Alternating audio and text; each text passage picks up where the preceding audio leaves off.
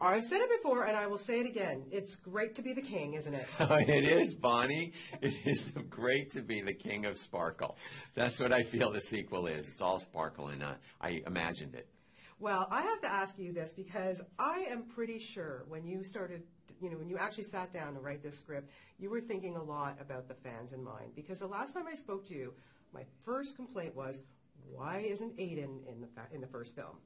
Here we go. He's here. I always sit down to write Sex and the City, and the first thought is, and I'm not kidding, I don't know if it's healthy, I don't know if it's a people-pleasing thing, I always think, what does the audience want? Like, what would be a surprise?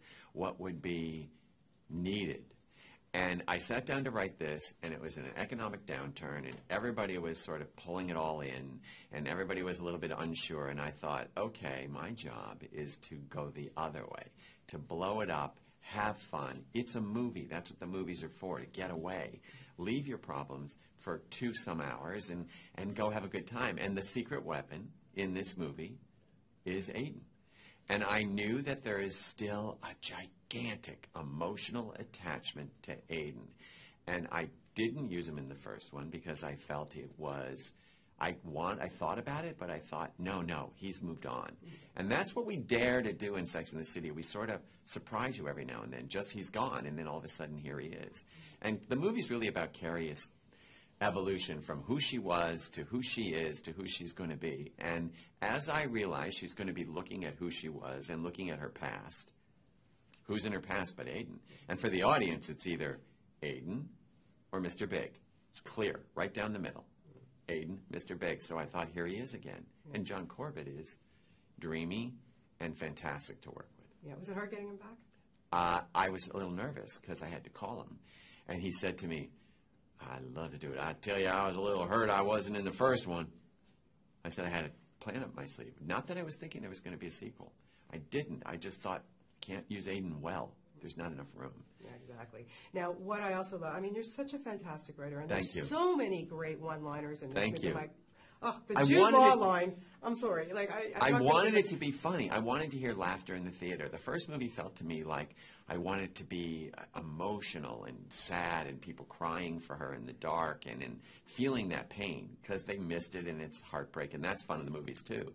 This one I wanted to be a lot of laughs, and yet still there's a nice emotion. Oh, big time. But what I love so much is because, well, maybe because I'm the same age as these women, but they're really embracing who they are now. They're not trying to be 25 years old again. They're dealing with the issues that so many of us can relate to. How on earth do you know this stuff so well? Well, first of all, I know the characters well. So I've been writing the characters since the series began. So I know the characters. So they're already in my head, and I understand where they've been. So as a writer, and my only rule with Sex and the City really is don't repeat. So if I have that rule, I have to move them forward. And then because I live in the world with women all around me, and because women express their feelings, and even when they don't express them, I feel their feelings, and I start looking around and I say, okay, all the Charlottes, what are they feeling? What do I see? What are my sisters like? What are my friends like? What are the Carries feeling? What am I like in a relationship now after these years? You know, what part of me is interested in a problem? Like, how do you become a couple after you've been single for so long? And then the menopause thing for Samantha, I just love the idea that the word society has come up with is you're going through the change. And Samantha don't want to change. And I love that she's the fierce lion who's going to sort of fight this and go all the way with it, but in a comic way. And then, of course, it's fun to explore Miranda, who has been a work head her entire life, to see what happens when she puts down her BlackBerry. Yeah. It's all around you. And if you're lucky to be the guy who gets to write women, it's your job to reflect them back, because the audience is the thing that is making this continue. It's not a number at the box office. It's the audience wanting to relate and see their girlfriends again. Yeah. I would think at this point, with all 5 of you together, that you're finishing each other's sentences. That you know each other so well. It's almost like we're dolphins. We're like, I barely talk now. There's a look. We're in the middle of filming a scene in Abu Dhabi. I look over. I walk into Sarah Jessica and I go, and you? And she goes, got it. And I come out because we're too busy. Someone said to me, how long does it take you to rehearse a scene? I say 12 years. Because we've rehearsed for 12 years. So now if the script works and they're ready, it goes. How was it shooting on location? You're away from New York City. You're not bombarded by the gabillions of fans that are trying to find out. First of all, let's talk about the gabillions of fans. Yeah, let's. And I think that's an accurate number, gabillion. When we shot in front of Bergdorf's, the first time you see the four girls is always like, release the Kraken, here they come. People don't quite know what to do. And it's thrilling. It is the most respectful mob I've ever seen. It's all love. So they're very quiet when I say action, they shut up. When I say cut, they applaud. And so that's one side of it. And then we go all the way over to Morocco, where it's us, the dunes, and the camels. And silence. And that's a whole other flip side. So it really became like when we started the series, nobody knew where we were doing on the street. So even in Morocco, there's an awareness of Sex in the City, but it's not a familiarity. I went hiking with Cynthia up in the mountains, and I heard one woman go, Miranda.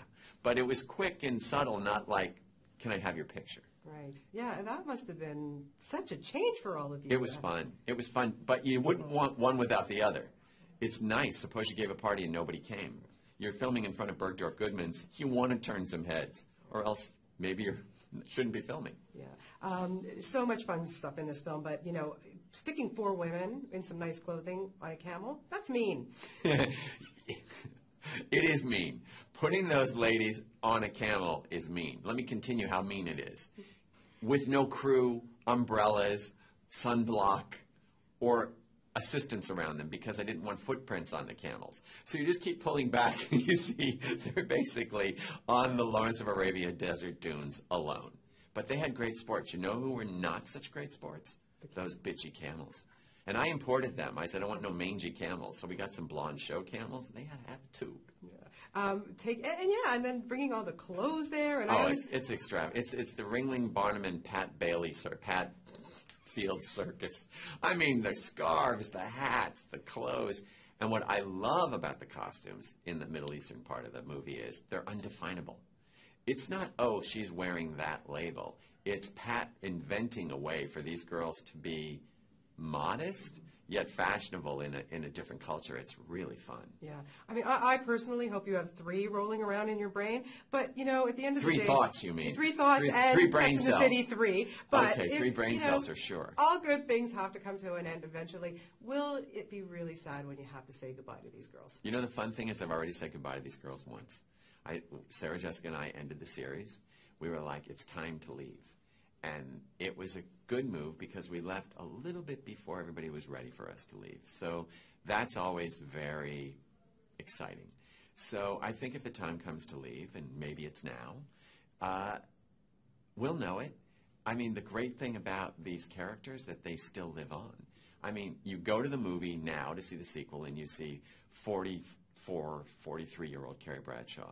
You go home on TV, you see 33-year-old Carrie Bradshaw. Whether you see 53-year-old Carrie Bradshaw, who knows? It's just as long as the stories continue and there's something to say, that's a possibility, but it's not a reality. Yeah. So enjoy this. For sure. Well, keep writing no matter what. Thanks. I love your writing. You're so great. Thank you. Thank you so much. Thanks for this. Thanks. My pleasure. Have a great day. Thanks.